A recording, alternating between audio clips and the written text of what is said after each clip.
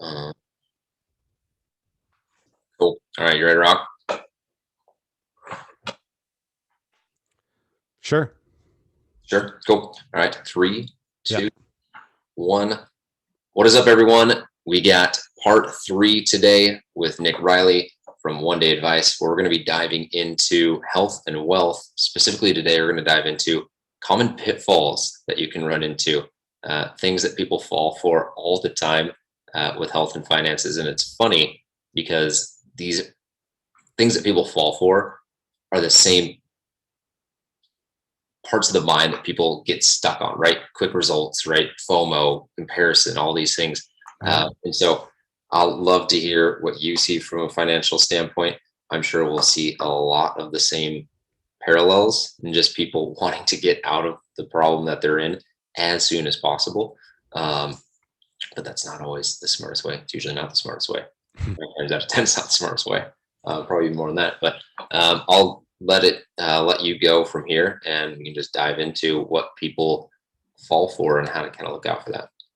Yeah, sure. So yeah, thanks again for having me back. Looking forward to recording part 3 and you'll have part 4 here soon as well. Uh, as far as pitfalls go, I mean, the whole premise of this series, I think there's a lot of commonalities between health and wealth, and there's a lot of these pitfalls that we can address. However, it's a shorter episode, so I'll only touch on a few of them. One I really want to dive into is, when people are looking for financial advice. There's a lot of different options out there. So I want to give a little overview for common pitfalls for people to watch out for. And one is the fee only versus fee based advisors conversation. So when you're looking for advisors, both of those terms are very close to each other. They sound very much alike, but they can be more different. A fee-based advisor means that they can take compensation in the form of commissions and fees for advice. So they can charge on assets that they manage. They can you charge on an hourly basis, but they can also sell commission-based insurance products or investment products. Whereas a fee-only advisor is only going to be able to charge you based on the advice that they give on either an hourly or a investment management as a percentage overall of assets that they manage. So overall, a fee only advisor in general is going to be more aligned with someone's values and doing what's in their best interests, because they don't have a commission attached to whatever they're selling. So that eliminates the need of saying, oh, well, I want to evaluate these 2 investment options, but as an advisor, I get compensated more for this option versus the other. So by going for a fee only advisor, you avoid that conflict of interest. And then when it comes to financial bloggers versus regulated investment advisors, this is oftentimes another thing that I have to educate clients on and people that I talk to on a daily basis. Financial bloggers, we'll throw like Dave Ramsey into the mix, Susie Orman, Ramit Sethi from I Will Teach You to Be Rich. All 3 of them have good content. Neither of them or none of them are regulated by FINRA or the SEC, which are the regulatory boards that are in the financial services industry. And those regulatory boards are in process for a reason. You think of the Bernie Madoffs out there, and if you aren't a regulated person, you can get away with saying anything you want.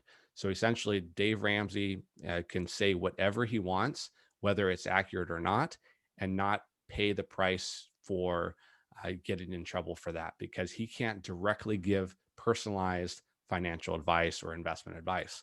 Whereas a regulated industry professional, you can call them, if they have their certified financial planner designation, they might have a Series 7 or 66 or all these different security licenses. They are going to be regulated by the SEC and FINRA to ensure that they are providing the right types of advice for individuals. So it's just something to be aware of around there. And I'm sure you have that in your industry too. People who might have certifications versus not, and have experience versus like maybe lost 5 pounds and claim themselves as experts. Oh yeah, that was one of my pitfalls to look out for as your favorite celebrity or influencer, right? The Kardashians, they can sell Yeah. absolute trash and people buy it and they don't care. They're getting $500,000 a post. They have no interest in actually helping you. We'll dive into more of those when we get it, but yeah, Yeah, definitely definitely. there's definitely people that overextend their bounds and basically go beyond scope. Exactly. It's amazing how many people either on TikTok or Instagram, they you, know, you made a few $100 off of one option trade and they think they're like insanely good and want to teach everyone else what they learned from making that one trade happen. And it definitely should be much deeper than that. And there should be a lot more experience behind that. And so another pitfall around financial advice is confusing insurance products with investments. And when you walk into a insurance based investment advisor, like someone at Northwestern Mutual, for instance, they are going to be leading with insurance based products more times than not. And insurance in general should not be combined with investments if you're trying to keep fees at a minimum. So when you're talking about getting whole life insurance or some form of life insurance, and a great example of that is to buy pure life insurance, which is term life insurance. That is the cheapest form of insurance and just covers your life and covers a death benefit for your beneficiaries. Whereas a whole life combines an investment component to that and oftentimes has lots of fees built into it. And more times than not, the investor or the individual purchasing that plan would have been far better off investing separately and then buying the term policy instead. So, terms to watch out for are the infinite banking concept. You might get ads for that. It's a huge money maker for the insurance industry, but they market yourself as like be your own banker, set up a whole life cash value policy and make payments to yourself that you can take loans for yourself on, and you're going to save all this money and you evade taxes. And they don't go into all the intricacies behind the actual fees themselves. And it ends up being a 12 plus year break even for you. And even then, you end up losing a lot of money in the long term on those policies. So those are just a couple things to watch out for when looking for financial advice. And before I hand it over to you, just wanted to address three short little topics. One is the typical get rich quick schemes out there. We all know like it's some of them are so easy to fall into because everyone wants something that sounds too good to be true. Because in the back of my mind, they're like, well, what if it is true? And there's always that chance that we can convince ourselves that, well, maybe this time it's different. This time they maybe did discover a way to get rich quick. Well, that's not reality. The only people getting rich off of those are the creators of those programs themselves. uh, from a cash flow perspective, some pitfalls that people run into are putting too much emphasis on spending rather than income. So if you've ever had a freeze pop from Costco or anywhere, you know how once you get to the very end, you're always sucking the remaining amount of juice out of those things, and you eventually run out of juice. Just like you're squeezing juice out of a lemon, you're going to run out of juice eventually. You can only squeeze so much juice from a lemon, and the same thing goes for spending. If you want to start budgeting and cutting away from your spending, there's so many things that you can cut away from, but it's such a limiting mindset and it's a constricting feeling being able to like remove things from your lifestyle. So rather than focus on what you can, save, you focus more on how you can increase your earning potential and leverage other aspects of your life to get your time back and do more of the things that are fulfilling to you. So that's probably the most common pitfall from a cash flow perspective. I'm not saying that cutting your spending in order to save more is a bad thing. That's a that's a quick fix for someone that needs to get out of debt. However, the long-term strategy which we'll be getting into later, is, to really work on that earning potential. And lastly, it's financial FOMO. And I know you're probably going to be talking about this too as a common pitfall. But we see the lifestyles of people on Instagram, TikTok, you name it, across all social media. The reality is many people can't afford the lifestyle that they show to the world. And it's not actually that expensive to rent a Lambo for the day. You can rent a lot of these. You can borrow a yacht or rent a yacht. You can make your lifestyle seem super rich, but more times than not, a lot of these people are in debt, paying for that lifestyle in order to make that perception of being rich. So those are just a few things. Hopefully that'll help some of the listeners. Yeah, that reminds me of the post you'll see where someone goes on vacation, right? They stretch that vacation for 5 months because every post they've Yeah, every photo they took, right, is like, take me back. And it's like, that was 4 months ago. Take yourself back. Like, go back. exactly. You're not still on vacation. But yeah, so many good ones. And the right, the FOMO, the you're missing out on the get rich quick, right? How many times do people buy at the top Yep. because they think that they're the ones that are getting lucky?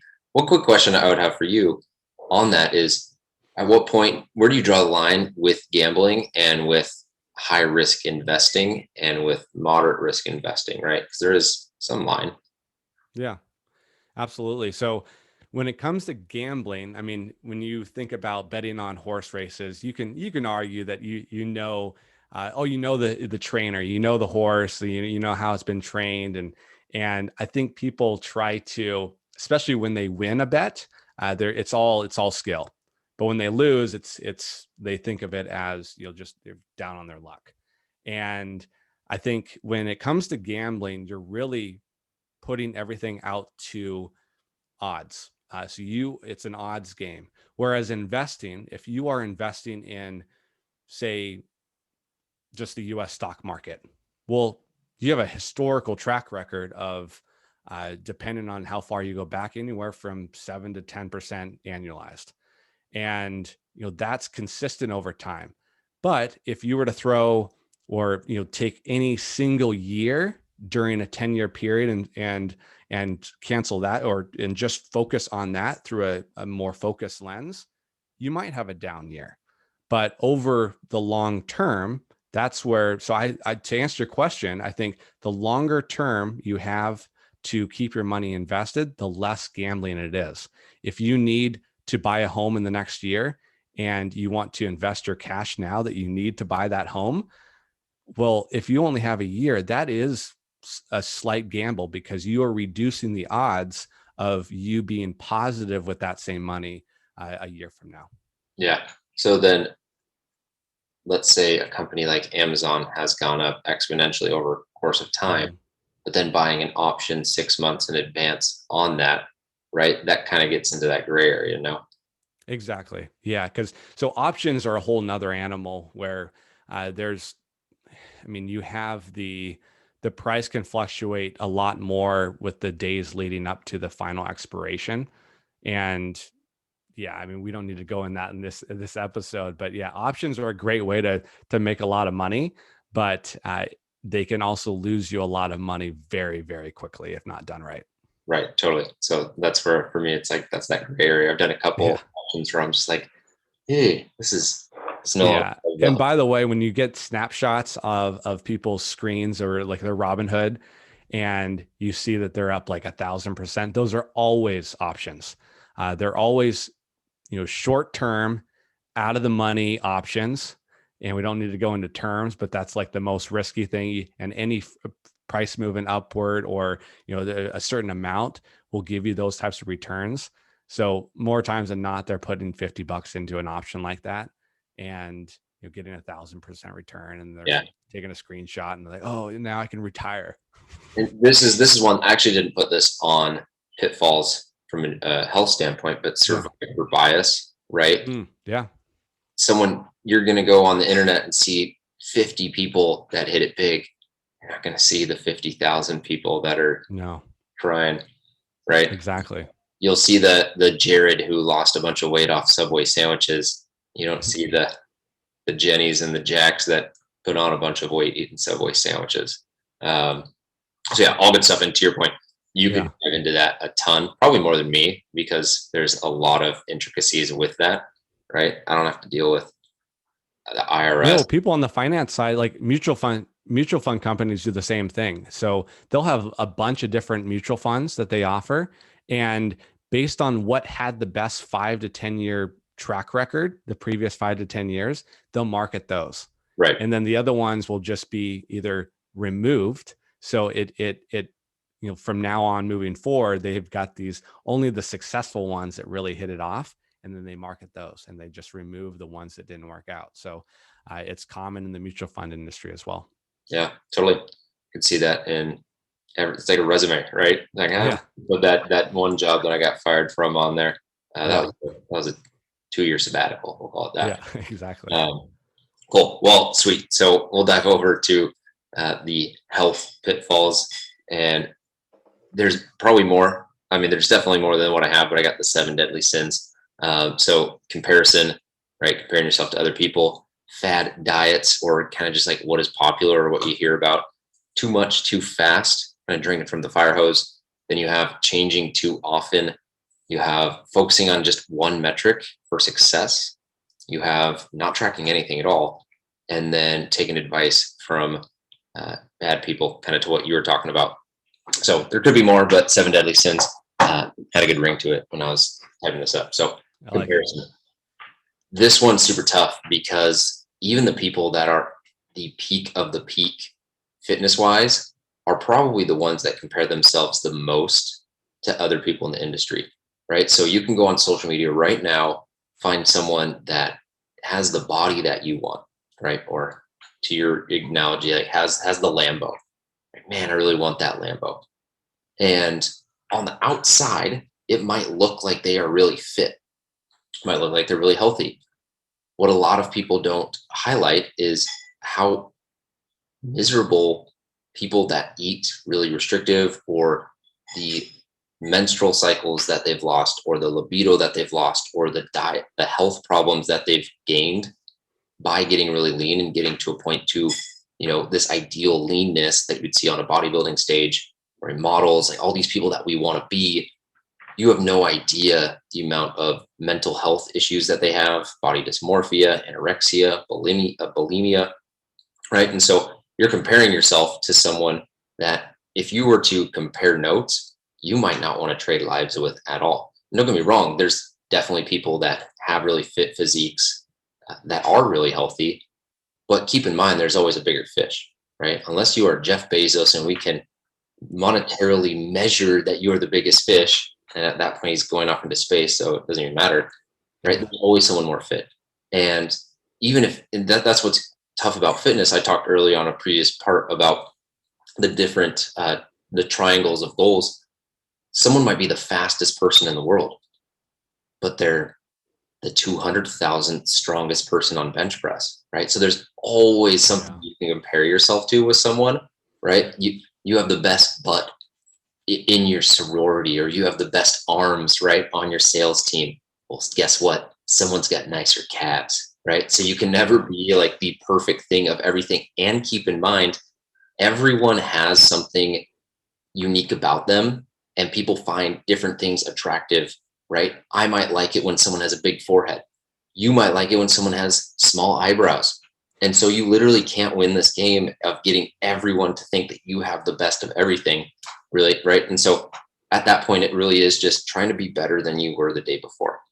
And it sounds cheesy and it sounds cliche, but when you can get to a point to where I'm just trying to be better at being committed to the process than I was a week ago, and I want 2022 to be better than 2021, that's it. When you focus on that, and I just had this conversation with a client, so many people get focused on the delta between where they are now and where they want to be. And sometimes you got to take a look back and look at the delta between where you were and how far you've come. Yeah. So when you're comparing that, just take a pause, recognize that it's you versus you. That's it. Yeah, definitely. And that's where your next level journal probably comes into play too, being able to track progress. Yeah, I love that journal. If you want to know what journal to get the next level journal. I just sent that as a gift to someone. Yeah. And that's actually the whole premise of how I named my business too, One Day Advice. It's being able to you do something one day at a time to one day have what you set out to achieve.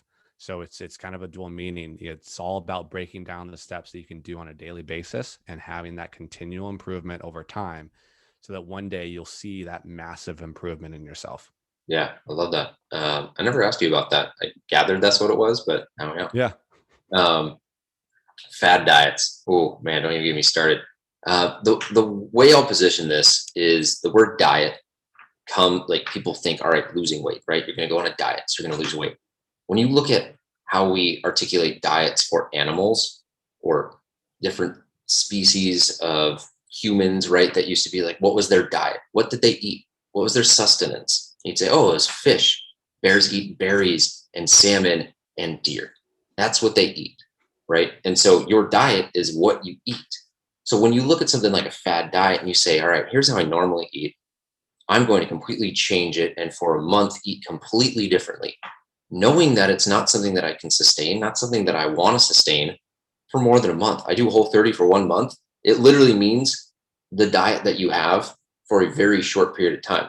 It's not to Yeah. say elements of it aren't good, but when people, and we talk about, survivorship bias, people see, oh, my coworker lost 20 pounds on keto. Well, my friend lost 10 pounds on Whole30. Well, this person did that on that. All these diets are marketed and have millions of dollars behind them. And then you go to the store and you see keto friendly Cheeto puffs. I got news for you. It's a Cheeto puff. It's Yeah. very unhealthy if you're to eat it, and it's meant to be addicting. All of these diets follow the same principles. They put you in a calorie deficit by restricting calories, reducing food choices that would be low food quality on the tier of, like, you have spinach and you have a Twinkie. Twinkie is low food quality, so it's going to be much more likely that you're not going to have these like addictive cravings for junk. But we'll use keto for example. Carbs are very good for you. They have a lot of benefits. Cutting out carbs, unless it is something that you need to do or really like to do you really want to go the rest of your life or several years without pizza, beer, cookies, maple bars, sushi, Thai food, spaghetti? Like I can go on and on and on. So like, are you going to cut that out for the rest of your life to follow this fad diet? No thanks. The only reason that person lost weight was because they were in a Yeah. calorie deficit, and I can show you how to find that calorie deficit. I'll always say I'm diet agnostic. There are tools, right? You might intermittent fast for 2 days because you're traveling or it fits what you need to do for that day. You might go low carb because that helps adherence. That doesn't mean that these diets are better for different people. And keep in mind, there's 80, what is it, 8 billion people on the planet? I haven't counted recently. Yeah, it's a ton of people. There's more than 7 or 8 diets to have. Everything is unique to you. Your gut's different. Your lifestyle is different. The food you like is different. So take some time to explore what it is that you like, what it is that you enjoy that follows the principles, the undisputable science of nutrition. And then you can eat what you want, create the structure to enjoy the foods that you like. Yeah. I love it. Yeah. Things that are sustainable.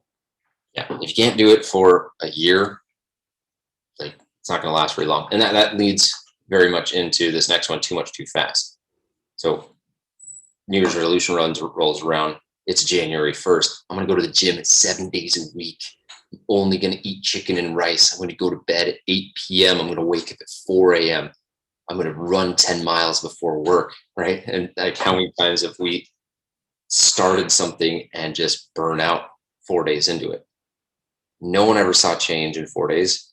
You can only see so much change in 4 months. You can see a lot of change in 4 years, but you have to be able to be consistent with it that entire time. And so if you can't do something for a year because you burn out for the first month, it's probably not an approach that you should be taking. But people get so excited, they get so ramped up, they have a ton of motivation, then that motivation hits a wall, and now they're left with just willpower and a sustainable or not sustainable approach. That's a big pitfall that a lot of people run into, is trying to make up. They want to hit the 8-run home run in Yeah. a week, right? They want to shoot the 7-pointer 3-pointer. It's like you can only get out of a 20-point hole with Yeah. 2 points and 3 points. So Stop trying to get it all at once. I was having that conversation with a client as well today. They're like, I used to do 2 days. Now I'm not. It's like a 2 day is more likely to get you to fall off track than it is to get you back on track. Uh, Too much too fast. Slow down. You'll get there if you're consistent. Changing too often. So you see this a ton. Someone goes for a month on one program, the next month, completely different program that they downloaded off the internet. And then someone doing keto for a month, and then they're like, kind of want to try Whole30. Now, what do you think? And then they, get their friend involved, and their friend's like, hey, we're doing this, this cleanse. You want to do this cleanse? You're like, sure. And in the span of 4 months, you've done 4 different diets. You've tried 7 different gyms. Nothing's been consistent. I'll ask you this. If you were to go to law school for a semester, and then you went to med school for a semester, and then you quit, and you're like, I'm going to be a computer programmer, would you be any good at any of those 3 jobs? Absolutely not. Absolutely not, right? Do something consistently for at least a year. If it's trash, absolutely, like, you can stop doing it, but you got to be consistent with it. You got to give it time to work. You put on 20 pounds in 2 years, you're not just going to lose it in 2 months, right? You got to come up the mountain, you got to come down the mountain. Focusing on one metric, scale is going to be the biggest one here, right? People put their entire life worth, success, the value of themselves of a human based off what a piece of plastic says when they step on it, right? Your weight is what your meat suit weighs. That's it. And the thing that I always try and get people to understand is how you feel, how your clothes fit, your performance in the gym, your performance in life, the measurements you might have around your waist, right? If you're measuring yourself, photos, those can all be drastically different, and you put on 5 pounds in a year. Yeah. Would you feel good or would you feel bad, right? And then let's say you hit that number. This actually happens a lot, right? In finances, someone's like, once I have this amount saved, or once I have this net worth, or once I make 6 figures, then I'll be happy. No, you're not, right? Because you didn't address the things that were making you unhappy in the first place. And so a lot of people focus on the scale. The scale is definitely an indicator. If it's going up, you're in a calorie surplus. If it's going down, you're in a deficit, right? Checks and balances, debits, credits. It's not lying to you, but there's a lot of ways to measure progress. And so if it helps, focus on those other things until you can get a better relationship with the scale. But it's just a scale. Yeah, definitely. And I think to the happiness comment too, I think from a financial perspective, it's been plenty of studies have shown that 70 to 80,000 is the income where that happiness plateaus. And you can think of that from probably a fitness perspective. There's things that you can do to really get a majority of the result, and any excess hours that you put into it on a weekly basis isn't going to get you the added results that you want. It's that 80-20 you talked about on the last part. Yeah, 100%. 100%. Not tracking anything, right? So random inputs, random outputs. If you don't know where you were, what you're doing, you're just kind of winging it every single time you walk into the gym. Again, if you were to just show up to work one day and clip papers, and the next day you're, working on programming, it's like you gotta have a consistent stream of inputs into like something that you're building towards. But if you're just not tracking anything, right? Nutrition, we talk about that from a finance standpoint all day. Yeah. If you're not aware of where you're at, you're not tracking your progress, you're not tracking your inputs, how are you supposed to know where you are? Yeah. And then last one, the one you talked about, taking advice from bad people. There's a couple different angles on this. Just because someone has 1 million followers on social media doesn't mean that the ab exercises they give for you are good for your herniated disc. There are plenty of people that will pump products like skinny teas and fat burners and waist trainers and just absolute trash. But because we mushroom coffee. Yeah, right. Just because we associate authority and power and knowledge with the number of followers, we fall for that. And hey, at the same time, it's the wild west out there. I'm sure you get frustrated, right? Some guy will have 20,000 TikTok followers, and he just says it's going to the moon, and it's like, yep, that's all you do. That's all you provide is value to the earth. It does. I do totally see how it would be frustrating. for people trying to actually learn and educate themselves, what I would say is if you're going to go and learn, look for credentials, right? So for you, the things that you've talked about on my website, I have all the courses, the credentials, the things I've taken. You can go and read pieces of content, over 100 podcasts. There's bodies of work. There's client testimonials, all these things that you can go and see, right? I know you have the same things as well. The last thing I would say is take advice from people that practice what they preach. So if you wouldn't want to trade places with someone, don't listen to them. If Nick's over there and he's $90 million in debt, right? And like the IRS is literally seizing his car as we do this podcast, like maybe not a good guy to listen to. If I'm just shoving Twinkies down my throat and my leg's broken because I got bad squat form and I haven't worked out in 2 years, like maybe don't listen to my advice. Look at people who practice what they preach, have some integrity, and then just be curious too. And as you mentioned, you look at, work with someone that you want to be more like too.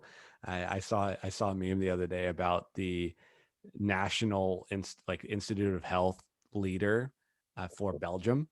And I don't know if you've seen that, Paul, but it's she's not exactly the perfect picture of health, and she leads up health in Belgium. So for you listeners out there, you can Google it, but it is kind of funny to see these people calling themselves professionals, but not really living the advice that they're giving. Yeah. And to that, to just dive a little bit deeper, is like if you're looking for someone to connect with, someone who's also been where you've been is, a thing I think that a lot of people resonate with. So if someone's come back from, a knee injury and now they're fit and they're doing all these things, right? They probably have done a lot to get beyond that pain point. So if someone was 200 pounds overweight and then they lost weight, right? You're going to resonate with them and have some consanguinity. But also make sure that person isn't just saying, hey, this worked for me, it'll work for you. There's so much nuance to that. Exactly. Sweet. And with that, the 7 deadly sins are forgiven. Blessed be thy health and wealth.